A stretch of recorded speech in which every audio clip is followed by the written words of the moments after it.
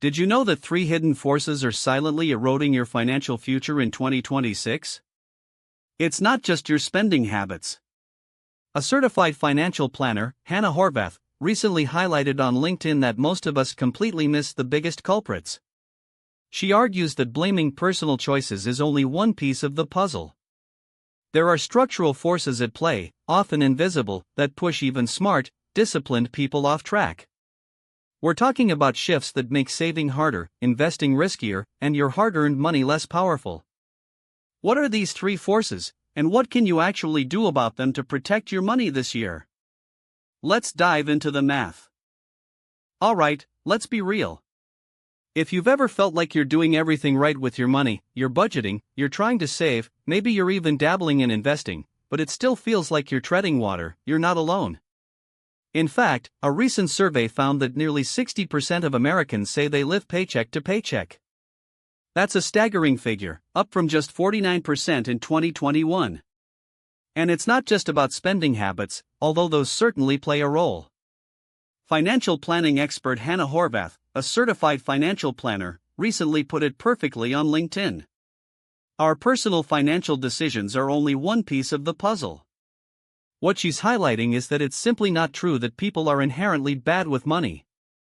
There are much larger, often invisible forces at play that are constantly draining our wealth, regardless of how meticulously we track our latte budget.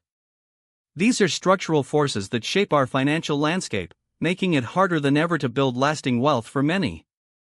We're talking about things like the unprecedented surge in housing costs, the relentless rise in everyday expenses that shrink your purchasing power, and some very subtle but powerful shifts in the financial industry itself. Understanding these forces isn't about finding excuses, it's about identifying the real challenges so you can strategically navigate them. And today, we're diving deep into 3 of the biggest ones you need to be aware of right now. And this brings us to one of the biggest myths in personal finance. The idea that if you're struggling, it's because you're simply bad with money. This narrative is everywhere. We hear about how people are making poor choices, overspending on lattes, or just not disciplined enough. It's incredibly disempowering, leading to immense shame and guilt for so many. Like, if you've ever felt like you're just not cut out for financial success because you're not a math person, you've probably experienced this firsthand. But what if that entire premise is incomplete? What if it's misleading? That's exactly what Hanna Horvath, a certified financial planner, challenged 7 months ago in a viral LinkedIn post. Horvath argued that the common belief individuals are inherently bad with money misses the bigger picture entirely.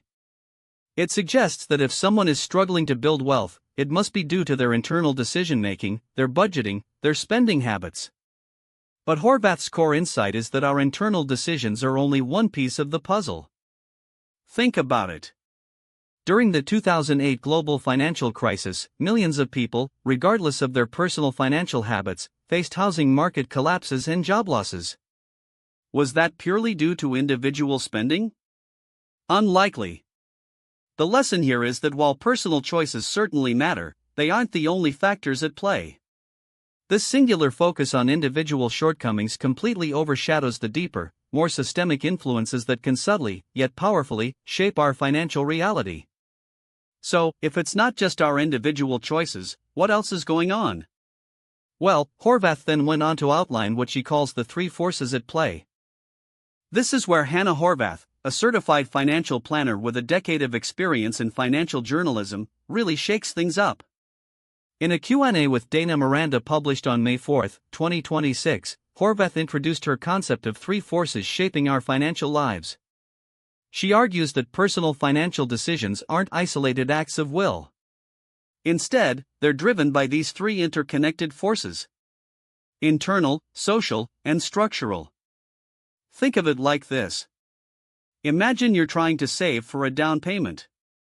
You've cut back on eating out, you're tracking every dollar.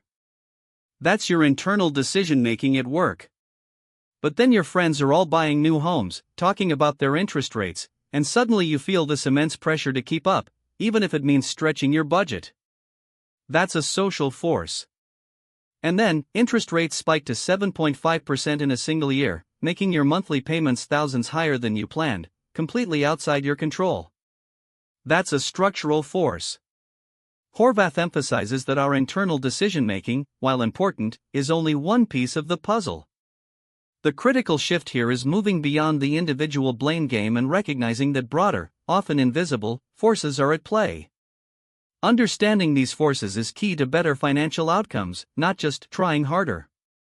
For example, the U.S. population grew by just 0.5% last year, its slowest rate since the pandemic.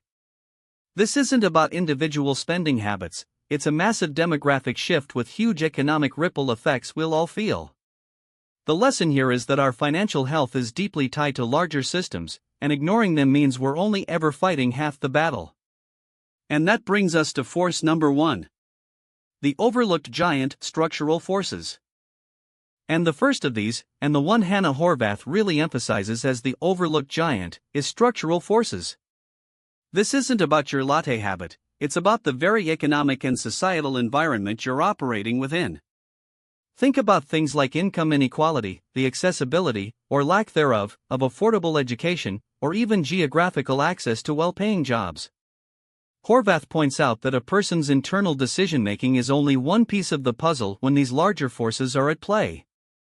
To put a number on it, consider that over the last 40 years, the bottom 50% of earners in the U.S. have seen their share of national income fall from around 20% to just 13%.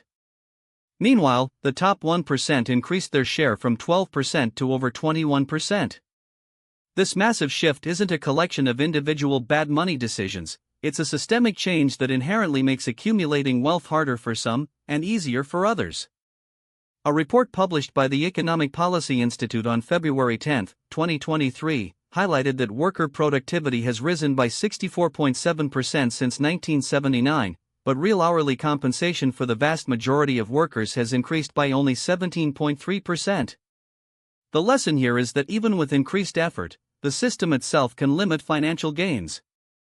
It's about the kind of economic pressure you're under, sometimes a compression, sometimes a tension, that's often outside personal control. And this leads us directly to Horvath's second and third forces, which dive deeper than just these external pressures. It felt like you're just not good with money. Horvath's framework offers a powerful counter-narrative. And while structural forces are the overlooked giant, as she puts it, Hanna Horvath isn't saying personal decisions don't matter. Not at all. She emphasizes that internal decision-making is definitely one piece of the puzzle. This is where the behavioral finance aspect comes in, things like our personal biases, our emotional responses to money, or even how we've been taught about finances from a young age. For instance, the Motivations for Personal Financial Management study published in Frontiers in Psychology on September 20, 2022, by Stefano Di Domenico and his team, explored how our internal drive, or lack thereof, significantly impacts financial actions. The lesson here is that our psychology absolutely shapes how we interact with our money, but it's not the whole story. Then there's the third force. Our immediate environmental context.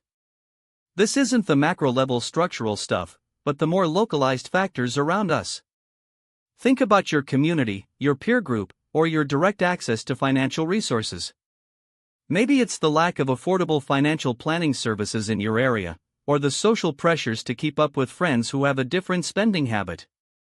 This force acknowledges that we don't make decisions in a vacuum. A 2023 study by the Financial Health Network found that individuals with strong financial support networks were 15% more likely to achieve financial goals than those without. The lesson here is that our immediate surroundings create the immediate opportunities and challenges for our money. So, when Horvath talks about these three forces, she's advocating for a holistic view. It's not just you and your choices. It's you, your choices, the big picture economic structure, and your immediate environment, all interacting simultaneously. Recognizing this interplay can fundamentally change how someone approaches their financial journey. Behavioral biases, like loss aversion, where the pain of a loss feels twice as strong as the pleasure of an equivalent gain, as noted by advisor Magdalena Jandro in her February 27 article on combating financial biases. And these internal biases absolutely influence financial outcomes. So, when Hanna Horvath, a CFP with a decade of financial journalism experience, challenges the common narrative that some of us are just bad with money, she's really hitting on something profound. In a Q&A with Dana Miranda on May 4, 2026, Horvath introduced her concept of three forces shaping our financial lives. She explains that personal financial decisions aren't just isolated acts of willpower, but rather a complex interplay of these forces. The real power in her framework, which she also discussed on LinkedIn 7 months ago, lies in recognizing that internal decision-making is only one piece of the puzzle. Horvath's insights encourage a re-evaluation of our financial narratives. For instance, if someone is struggling with student loan debt, the typical advice might be to budget better. But Horvath would point out that for many, their situation isn't a failure of willpower, it's a direct consequence of structural forces like rising tuition costs, which have surged over 200% since 2000, or geographical limitations on job opportunities. The lesson here is that our struggles might be more complex than we've been led to believe. Financial progress comes from addressing all three forces: the structural, the external influences like market conditions, and our own internal decisions. This perspective allows us to remove self-blame and tackle the root causes, not just the symptoms. So, the real lesson here, championed by financial experts like Hanna Horvath and Magdalena Jondrau, isn't about shaming yourself for not being good with money. It's about recognizing that your financial situation is a complex interplay of the structural world around you, those internal behavioral quirks, and the specific personal choices you make. Understanding this multifaceted reality can shift the narrative from personal failure to informed empowerment. It's about building a more empathetic and effective approach to financial well-being for everyone, not just for the individual. Given what we've discussed about these three forces, have you ever felt like a specific economic shift, like the 2008 GFC or the 2022 rate hike cycle, impacted your personal finances in a way that felt outside your control? Drop your story below, I'd love to hear it. And if you're looking for more data-driven insights to navigate these complex financial realities, hit that subscribe button. Next, you'll definitely want to watch my breakdown of how inflation, as tracked by the CPI, directly impacts the purchasing power of your 401k savings.